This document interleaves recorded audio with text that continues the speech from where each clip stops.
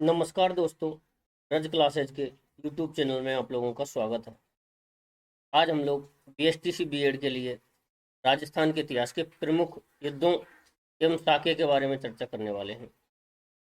यह क्लास आपके एग्जाम के लिए बहुत ही काफ़ी इम्पोर्टेंट होने वाली है, इसलिए आप इस क्लास को अंत तक देखें।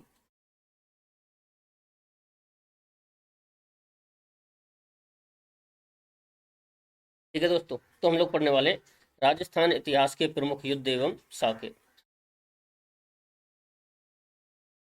अभी हमारा जो पहला युद्ध है यहाँ पर राजस्थान के इतिहास के बारे में, जो पहला इंपॉर्टेंट युद्ध है वो है तराइन का प्रथम युद्ध, जो कि हुआ है 1191 ईस्वी में। पहला जो युद्ध है वो है तराइन का प्रथम युद्ध, और यह हुआ है 1191 ईस्वी में। तराइन का प्रथम युद्ध पृथ्वीराज चौहान और मोहम्मद गौरी के मध्य हुआ है। तराइन का प्रथम युद्ध पृथ्वीराज चौहान तृतीय पीसी थर्ड पृथ्वीराज चौहान तृतीय और अलाउद्दीन खिलजी के बीच, मोहम्मद गौरी के बीच हुआ है। पृथ्वीराज चौहान तृतीय और मोहम्मद गौरी के मध्य हुआ है। इस युद्ध में पृथ्वीराज चौहान की जीत हुई थी। कौन से युद्ध में? तराइन के प्रथम युद्ध में। और तराइन का प्रथम युद्ध हुआ है 1191 ईस्वी में, जो कि पृथ्वीराज चौहान और मोहम्मद गौरी के मध्य हुआ है। और इस युद्ध में पृथ्वीराज चौहान तृतीय की जीत हुई थी। तराइन का मैदान जो है ये पड़ता है करनाल, हरियाणा में। इसके बाद में हमारा दूसरा इंपॉर्टेंट युद्ध है तराइन का द्वितीय युद्ध। कौन सा है? तराइन का द्वितीय युद्ध। यह युद्ध 1192 ईस्वी में हुआ था। तराइन का द्वितीय युद्ध जो है यह 1192 ईस्वी में हुआ था। तराइन का द्वितीय युद्ध जो है यह 1192 ईस्वी में हुआ था। और यह युद्ध भी पृथ्वीराज चौहान तृतीय और मोहम्मद गौरी के मध्य हुआ था। और इस युद्ध में मोहम्मद गौरी की जीत हुई थी। यानी तराइन के पहले युद्ध में जीत हुई है पृथ्वीराज चौहान की, तराइन के द्वितीय युद्ध में जीत हुई है मोहम्मद गौरी की। तराइन का प्रथम युद्ध हुआ है 1191 ईस्वी में। तराइन का द्वितीय युद्ध हुआ है 1192 ईस्वी में। तो इस तरह से हमारे तराइन के पहले और द्वितीय युद्ध हैं। पहले युद्ध में पृथ्वीराज चौहान की जीत हुई है, दूसरे युद्ध में मोहम्मद गौरी की जीत हुई है। अगले इंपॉर्टेंट युद्ध की तरफ चलते हैं। अगला इंपॉर्टेंट युद्ध है रणथंभौर का युद्ध। कब? रणथंभौर का युद्ध 1301 ईस्वी में हुआ था। रणथंभौर का युद्ध कब हुआ था? 1301 ईस्वी में। रणथंभौर के शासक थे हम्मीरदेव चौहान। रणथंभौर के शासक कौन थे? हम्मीरदेव चौहान। और दिल्ली पर शासक थे अलाउद्दीन खिलजी। अलाउद्दीन खिलजी और हम्मीरदेव चौहान के मध्य एक युद्ध हुआ था। उस युद्ध को हम लोग कहते हैं रणथंभौर का युद्ध। यह युद्ध हुआ था सन 1301 ईस्वी में। यह युद्ध हुआ था सन 1301 ईस्वी में। और इस युद्ध में अलाउद्दीन खिलजी जीत गया था। इस युद्ध में अलाउद्दीन खिलजी जीत गया था। और इस समय राजस्थान का प्रथम शाखा हुआ था। इस समय राजस्थान का प्रथम शाखा हुआ था। राजस्थान का प्रथम शाखा जो है वो रणथंभौर दुर्ग में हुआ था। राजस्थान का प्रथम शाखा कहाँ हुआ था? रणथंभौर दुर्ग में। और यदि रियासत पूछे कि राजस्थान का प्रथम शाखा, पहला शाखा किस रियासत में हुआ था, तो रियासत हो जाएगी आपकी मेवाड़ रियासत। ठीक है जी, कौन सी रियासत हो जाएगी? मेवाड़। तो यहाँ पर रणथंभौर का इस तरह से शाखा हो गया भाई, पहला शाखा हुआ है। ये राजस्थान का पहला शाखा है। कब हुआ है? 1301 ईस्वी में। कब हुआ है? 1301 ईस्वी में। ठीक है। अब यहाँ देखो जालौर का युद्ध। एक युद्ध है जालौर का युद्ध। जालौर को युद्ध में जालौर के शासक थे कानड़देव चौहान। जालौर के युद्ध में जालौर के शासक थे कानड़देव चौहान। और यहाँ पर जो दिल्ली के शासक थे अलाउद्दीन खिलजी। जालौर के शासक थे कानड़देव के चौहान और दिल्ली के शासक थे अलाउद्दीन खिलजी। तो इस वक्त भी जीत अलाउद्दीन खिलजी की हुई है इस युद्ध में। यह युद्ध हुआ 1311 ईस्वी में। और इस युद्ध में भी अलाउद्दीन खिलजी की जीत हुई है। और जालौर में साका हुआ है। जालौर में कानड़देव के नेतृत्व में क्या हुआ है? साका हुआ है। यह जालौर का पहला साका था। ठीक है जी। तो यहाँ पर हमने देखा पहला तराइन का पहला युद्ध। तराइन का पहला युद्ध पृथ्वीराज चौहान जीता था। पृथ्वीराज चौहान तृतीय जीता था, 1191 में हुआ था। तराइन का दूसरा युद्ध मोहम्मद गौरी जीता था, 1192 ईस्वी में हुआ था। रणथंभौर का युद्ध अलाउद्दीन खिलजी जीता है, 1301 में हुआ है। और यहाँ पर यह राजस्थान का पहला शाखा हुआ है रणथंभौर में। और जालौर का युद्ध कानड़देव और खिलजी के बीच में हुआ था। और यहाँ पर अलाउद्दीन खिलजी की जीत हुई है। और जालौर में क्या हुआ है? शाखा। आगे चलते हैं चित्तौड़ का युद्ध। चित्तौड़ में देखो प्रथम युद्ध चित्तौड़ का उसके बाद में चित्तौड़ का द्वितीय युद्ध, उसके बाद में चित्तौड़ का तृतीय युद्ध, चित्तौड़ का प्रथम युद्ध, चित्तौड़ का द्वितीय युद्ध, चित्तौड़ का तृतीय युद्ध। यानी चित्तौड़ में 3 युद्ध हुए हैं चित्तौड़गढ़ के किले के ऊपर, और तीनों बार क्या हुआ है, साका हुआ है। चित्तौड़गढ़ का प्रथम युद्ध हुआ था 1303 में, तो चित्तौड़गढ़ में पहला साका हुआ था। चित्तौड़गढ़ का द्वितीय युद्ध हुआ था 1534-35 में, चित्तौड़ में दूसरा साका हुआ था। चित्तौड़ का तीसरा युद्ध हुआ था 1567-68 में, तो चित्तौड़ का तीसरा साका हुआ था। अब यहाँ पर देखो साका क्या होता है। साका साका होता है जौहर और केसरिया का सम्मिलित रूप जो है वो कहलाता है साका। जौहर और केसरिया, जौहर और केसरिया का सम्मिलित रूप क्या कहलाता है, साका कहलाता है। दुर्ग के अंदर जितनी भी महिलाएं होती हैं, दुर्ग के अंदर जितनी भी महिलाएं होती हैं, अग्नि कुंड में कूद करके अपनी जान दे देती हैं, इसे कहते हैं जौहर। और जितने भी सैनिक होते हैं, जितने भी सैनिक होते हैं, केसरिया वस्त्र पहन करके युद्ध भूमि में वीर गति को प्राप्त होते हैं, इसे कहते हैं केसरिया। जौहर और केसरिया का सम्मिलित रूप क्या कहलाता है, साका। जौहर और केसरिया का सम्मिलित रूप कहलाता है साका साहब। तो चित्तौड़गढ़ के प्रथम युद्ध में भी साका हुआ है, चित्तौड़गढ़ के द्वितीय युद्ध में भी साका हुआ है, चित्तौड़गढ़ के तृतीय युद्ध में भी साका हुआ है। चित्तौड़गढ़ का प्रथम युद्ध जो है वो रावल रतन सिंह और अलाउद्दीन खिलजी के बीच हुआ है। इस युद्ध में अलाउद्दीन खिलजी की जीत हुई थी। यह जो है चित्तौड़गढ़ का प्रथम साका है, यह चित्तौड़ का प्रथम साका है, यह चित्तौड़ का प्रथम साका है। कौन सा, 1303 वाला, जो चित्तौड़गढ़ में प्रथम युद्ध हुआ है। इस समय चित्तौड़ का प्रथम साका हुआ था, और इस युद्ध में अलाउद्दीन खिलजी की क्या हुई थी, जीत, और रावल रतन सिंह की हार हुई थी। अब देखते हैं हम लोग चित्तौड़ का दूसरा साका। चित्तौड़ का दूसरा साका हुआ है 1534-35 ईस्वी में। चित्तौड़ का दूसरा साका 1534-35 ईस्वी में हुआ था। अब यहाँ पर एक तरफ तो है हाडी रानी कर्मावती, कौन सी, हाडी रानी कर्मावती, इनके पुत्र थे यहाँ पर चित्तौड़ के शासक, उनका नाम है विक्रमादित्य। इनके जो पुत्र थे वो अल्पायु के थे, अवयस्क थे, इसलिए हाडी रानी ने यहाँ पर नेतृत्व किया था। और बहादुर शाह थे गुजरात के शासक, बहादुर शाह गुजरात के शासक थे, उन्होंने चित्तौड़गढ़ पर क्या किया था, आक्रमण किया था। तो हाडी रानी कर्मावती ने इसका क्या किया था, नेतृत्व किया था। इस युद्ध में बहादुर शाह की क्या हुई थी, जीत। चित्तौड़ का क्या हुआ है, दूसरा साका। चित्तौड़ का दूसरा साका हुआ है, उसमें बहादुर शाह गुजरात के शासक जीते हैं। बहादुर शाह गुजरात के शासक क्या हैं, जीते हैं चित्तौड़गढ़ के दूसरे साके में। अब चित्तौड़ का तीसरा साका, चित्तौड़ का तीसरा साका हुआ है 1567-68 में। तो चित्तौड़गढ़ के जो शासक हैं वो हैं उदय सिंह। चित्तौड़गढ़ के शासक यहाँ पर कौन थे, उदय सिंह।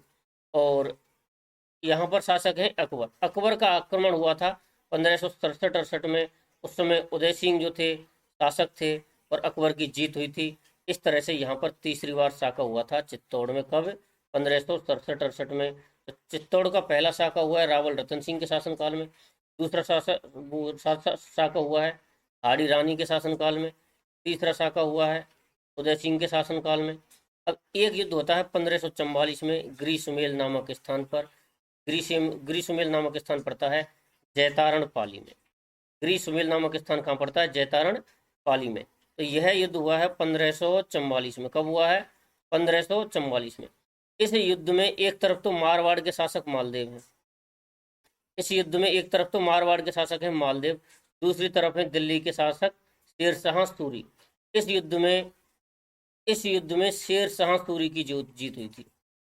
इस युद्ध में मालदेव की जीत नहीं हुई है दोस्तों, इस युद्ध में जीत हुई है किसकी, शेरशाह सूरी की जीत हुई है।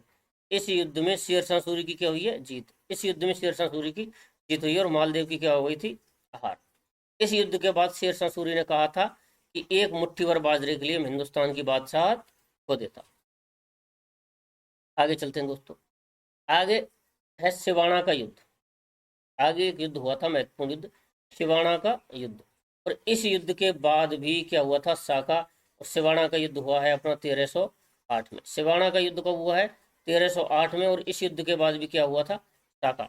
तो सिवाना का जो शासक था वो था शीतल देव चौहान, या फिर सिवाना किले की जो जिम्मेदारी थी वो थी शीतल देव चौहान। सिवाना दुर्ग जो है, सिवाना दुर्ग जो है ये जालौर दुर्ग की कुंजी कहा जाता है। सिवाना दुर्ग जालौर दुर्ग की कुंजी की कहा जाता है। और उस वक्त जालौर पर शासन था अपने कानड़देव चौहान का। उस समय जालौर पर शासक था कानड़देव चौहान का। और शीतल देव चौहान जो है वो कानड़देव चौहान के भतीजे हैं। तो कानड़देव ने शीतल देव को फिर शासक बना रखा था, कहाँ का, सिवाना का। तो उस वक्त आक्रमण हुआ था अलाउद्दीन खिलजी का। 1308 में अलाउद्दीन खिलजी का क्या हुआ था, आक्रमण हुआ था। किस पर, सिवाना दुर्ग पर। किस पर आक्रमण हुआ था, सिवाना दुर्ग पर। और सिवाना दुर्ग में यहाँ पर जो सामंत थे शीतलदेव चौहान थे। तो शीतलदेव चौहान के नेतृत्व में यहाँ पर सिवाना में प्रथम साका हुआ है। और सिवाना का युद्ध कब हुआ है, 1308 में। इस युद्ध में अलाउद्दीन खिलजी की क्या हुई है, जीत। और यह सिवाना का प्रथम साका था। अब देखो, हल्दी घाटी का युद्ध हुआ है जून 1576। हल्दी घाटी का युद्ध हुआ है जून 1576। अब मेवाड़ के जो शासक थे हल्दी घाटी के युद्ध में वो थे महाराणा प्रताप। हल्दी घाटी के युद्ध में मेवाड़ के शासक थे महाराणा प्रताप। हल्दी घाटी के युद्ध में दूसरी तरफ से जो आक्रमण हुआ था वो हुआ था अकबर का। हल्दी घाटी के युद्ध में अकबर ने आक्रमण किया है महाराणा प्रताप के ऊपर। और इस युद्ध को कहते हैं हल्दी घाटी का युद्ध। यह युद्ध हुआ था जून 1576 में। इस युद्ध में अकबर की जीत हुई थी। इस युद्ध में अकबर की जीत हुई थी। इस युद्ध को राजस्थान की थर्मोपोली कहा गया है कर्नल जेम्स टोड के द्वारा। इस युद्ध को राजस्थान की थर्मोपोली कहा गया है कर्नल जेम्स टोड के द्वारा। इस युद्ध को खमनौर का युद्ध कहा गया है, किसके द्वारा, अबुल फजल के द्वारा। इस युद्ध को खमनौर का युद्ध किसने कहा है, अबुल फजल। गोगुंदा का युद्ध कहा है किसने, बदायूं ने। देखो, हल्दी घाटी युद्ध में महाराणा प्रताप की हार हुई है, अकबर की जीत हुई है। हल्दी घाटी युद्ध के तीन उपनाम हैं। एक है राजस्थान की थर्मोपोली, खमनौर का युद्ध, गोगुंदा का युद्ध। ठीक है जी। अगला युद्ध है द्विवेर का युद्ध। द्विवेर का युद्ध भी महाराणा प्रताप और अकबर के मध्य हुआ है। द्विवेर का युद्ध भी महाराणा प्रताप और अकबर के मध्य हुआ है। इस युद्ध में महाराणा प्रताप की जीत हुई है। इस युद्ध को मेवाड़ का मैराथन कहते हैं। द्विवेर के युद्ध में महाराणा प्रताप की क्या हुई थी, जीत। और हल्दी घाटी के युद्ध में क्या हुई है, हार। आगे चलते हैं। देखो, महाराणा सांगा के प्रमुख युद्ध। तो राणा सांगा ने जो युद्ध लड़े थे उन युद्धों की कुछ प्रमुख युद्ध हैं, उन युद्धों की क्या है ट्रिक। तो पहले देखते हैं हम लोग खातौली का युद्ध। खातौली का युद्ध हुआ था 1517-18 में। 1517-18 में एक तरफ थे राणा सांगा, एक तरफ थे इब्राहिम लोदी। इस युद्ध में राणा सांगा की क्या हुई है, जीत। खातौली का युद्ध जो है, खातौली का युद्ध लड़ा था बूंदी में। कहाँ पर, बूंदी में। और इस युद्ध में राणा सांगा की जीत हो गई।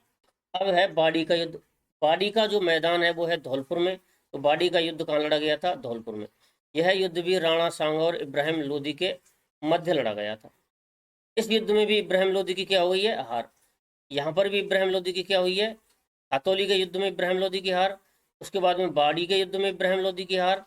उसके बाद में महाराणा सांगा ने एक अन्य युद्ध लड़ा है और वह युद्ध है गागरोन का युद्ध। और गागरोन कहाँ पड़ता है, झालावाड़ में। गागरोन कहाँ पर पड़ता है, झालावाड़ में। तो गागरोन का युद्ध जो है वो झालावाड़ में लड़ा गया है। एक तरफ है राणा सांगा, और एक तरफ है महमूद खिलजी। दूसरी तरफ कौन है, महमूद खिलजी। इस युद्ध में भी जीत किसकी हुई है, राणा सांगा की। इस युद्ध में भी राणा सांगा की जीत हुई है और महमूद खिलजी को हार का सामना करना पड़ा है। अगला युद्ध है 1527 में एक युद्ध हुआ था, बयाना का युद्ध। बयाना का युद्ध कहाँ पर हुआ था, बयाना भरतपुर में। अगला युद्ध हुआ है बयाना का युद्ध। बयाना भरतपुर में हुआ है। इस युद्ध में भी राणा सांगा की जीत हुई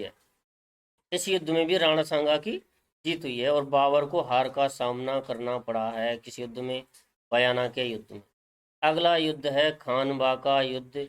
खानवा का युद्ध जो है खानवा के मैदान में हुआ था। खानवा इस समय रूपबास तहसील भरतपुर में पड़ता है। खानवा कहाँ पर पड़ता है, रूपबास तहसील भरतपुर। और यह युद्ध लड़ा गया था 1527 में। इस युद्ध में राणा सांगा की क्या हो गई थी, हार। इस युद्ध में महाराणा सांगा की हार हो गई थी और बाबर इस युद्ध को जीत गया था। किस युद्ध को, खानवा के युद्ध। अब इसकी याद करने की हमारी जो ट्रिक है, बड़ा बारह खाना खाते हैं। बड़ा से हो गया बाड़ी का युद्ध, बारह से बयाना का युद्ध, खाना से खानवा का युद्ध और खाते से खातौली का युद्ध। तो दोस्तों यदि आप लोगों को हमारी वीडियो पसंद आई हो तो वीडियो को लाइक करें और चैनल को सब्सक्राइब करें तथा अपने दोस्तों के साथ में शेयर करें। वीडियो को अंत तक देखने के लिए धन्यवाद।